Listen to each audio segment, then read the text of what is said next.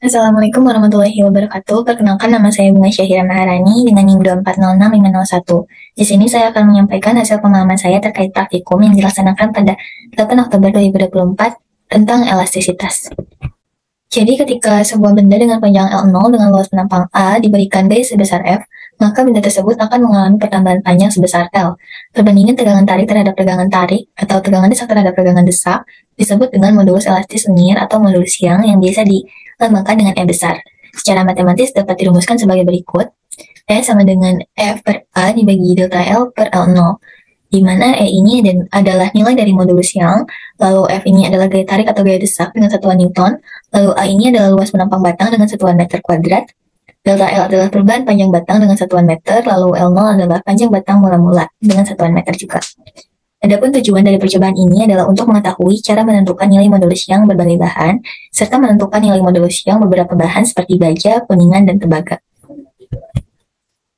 Adapun alat dan bahan yang akan digunakan pada percobaan kali ini, yang pertama, bahan uji. Di sini kita menggunakan 3 bahan, yaitu baja, tembaga, dan kuningan, sebagaimana disebutkan pada tujuan percobaan tadi. Lalu ada beban pemberat. Kita menggunakan 6 beban pemberat dan satu gantungan untuk pemberat itu. Untuk pemberatnya itu masing-masingnya itu kurang lebih masanya itu 200 gram. Kemudian ada dudukan bahan uji, lalu cermin kaki 3, teleskop, dan alat ukur atau meteran. Untuk prosedur percobaannya, yang pertama ukur ketebalan batang uji yang disimbolkan dengan A dan lebar batang uji yang disimbolkan dengan B, serta jarak kaki 3 cermin yang disimbolkan dengan C, lalu D itu adalah nilai kemiringan dari bidang itu. Jadi kan kaki 3 cermin itu bentuknya seperti ini. Enggak, kaki 3 cermin itu kan kakinya begini. Ini jarak untuk kaki 3 cermin dari sini ke sini, itu disimbolkan dengan C. Lalu D-nya itu karena ketika diarahkan ke sini, jadi terlihatnya itu cermin kaki 3 itu bentuknya begini. Nah, bentuknya itu begini. Yang dihitung itu untuk D, ininya kemiringan dari dua sisinya, karena pasti sama. Nah, diukurnya menggunakan jangka sorong atau jika ada bagian-bagian yang sulit bisa menggunakan penggaris secara manual. Seperti jarak kaki 3 cermin itu, karena ujungnya runcing, bisa ditusuk dulu pada suatu bidang seperti kertas atau apapun itu. Nah, nanti bekas tusukannya itu kita ukur. Nah, itu untuk nilai C atau D. Yang kedua, atur susunan alat yang tersedia seperti gambar berikut. Ini untuk cermin kaki 3 dan ini untuk rancangan alatnya. Kemudian ukur jarak antara kedua penumpu batang uji yang nantinya disimbolkan dengan L. Jadi kan ini ada penumpu. Nah, misalnya ini ada batang ujinya. Nah, ini itu nanti diukur jarak dari penumpu-penumpu ini, simbolnya L.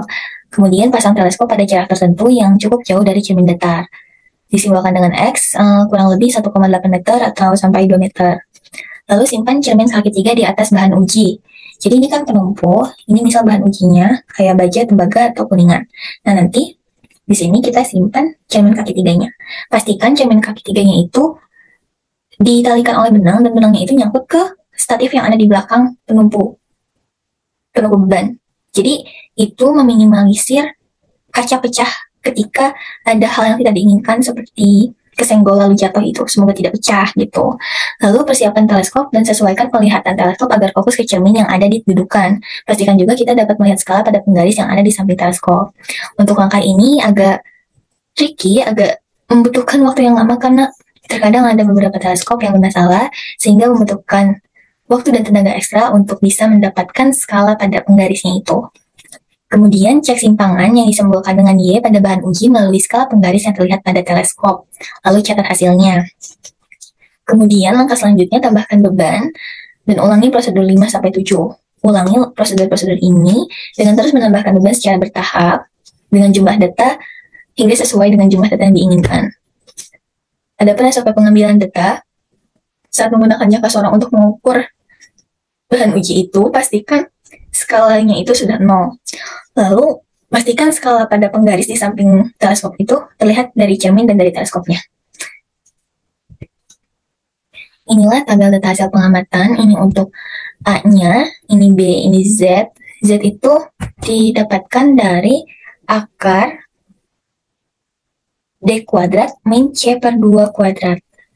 Lalu L itu X dan kilogramnya itu massa dari setiap beban yang ditambahkan. Ini 0 itu karena awalnya kita tidak menggunakan beban, lalu 0,05 itu ketika hanya pengait beban saja, lalu 0,25 itu pengait beban ditambah satu beban.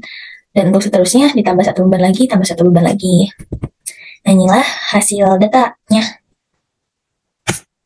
Didapatkan nilai Y, lalu dihitung nilai delta Y-nya. Untuk delta Y itu dihitungnya dengan cara mengurangi Y2 dengan Y1, lalu Y3 dengan Y1, Y4 dengan Y1, Y5 dengan Y1, dan seterusnya.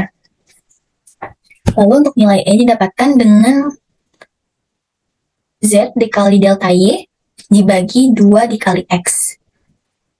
Kemudian L pangkat 3 MG, yaitu jarak antara penumpu itu dipangkat 3 kan, lalu dikali dengan massa beban dan percepatan gravitasi.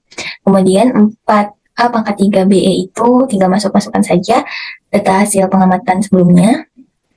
Kemudian untuk nilai E-nya itu didapatkan data berikut untuk Kuningan, dan ini grafiknya, lalu ini data dari Baja, ini grafiknya, dan ini data dari Tembaga, ini grafiknya.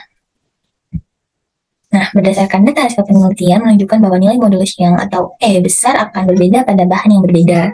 Berdasarkan tabel, nilai E dari Kuningan adalah 3,1 kali 10 pangkat 10 Newton per meter kuadrat, untuk Baja yaitu 1,17 kali 10 pangkat 11 Newton per meter kuadrat, dan Tembaga adalah 3,27 kali 10 pangkat 10 Newton per meter kuadrat. Nah, ini adalah perbandingan antara data hasil penelitian dengan data hasil kajian literatur. Berdasarkan data literatur, Kuningan itu memiliki nilai modulus yangnya itu 1,4 kali 10 pangkat 10 Newton per meter kuadrat, sedangkan data hasil pengamatan 3,1 kali 10 pangkat 10 Newton per meter kuadrat. Tidak terlalu jauh. Untuk Baja itu 2 kali 10 pangkat 11 Newton per meter kuadrat, sedangkan data hasil pengamatan 1,17 kali 10 pangkat 11 Newton per meter kuadrat. Hampir sama untuk Baja, dan yang Tembaga itu 1,1 kali 10 pangkat 11 hingga 1,3 kali 10 pangkat 11 Newton per meter kuadrat pada kajian literatur, sedangkan pada data hasil pengamatan 3,27 kali 10 pangkat 10 Newton per meter kuadrat. Masih mendekati juga. Maka dari itu, kesimpulan pada percobaan kali ini adalah sifat suatu benda yang dapat kembali ke bentuk semula disebut elastisitas. Modulus Young merupakan perbandingan tegangan per satuan tegangan dengan satuan Newton per meter kubik atau Pascal, dan berbanding lurus dengan gaya yang diberikan. Berdasarkan data yang dihasilkan pada kajian literatur dan hasil percobaan menunjukkan nilai E dari Kuningan, Baja, dan Tembaga hampir sama.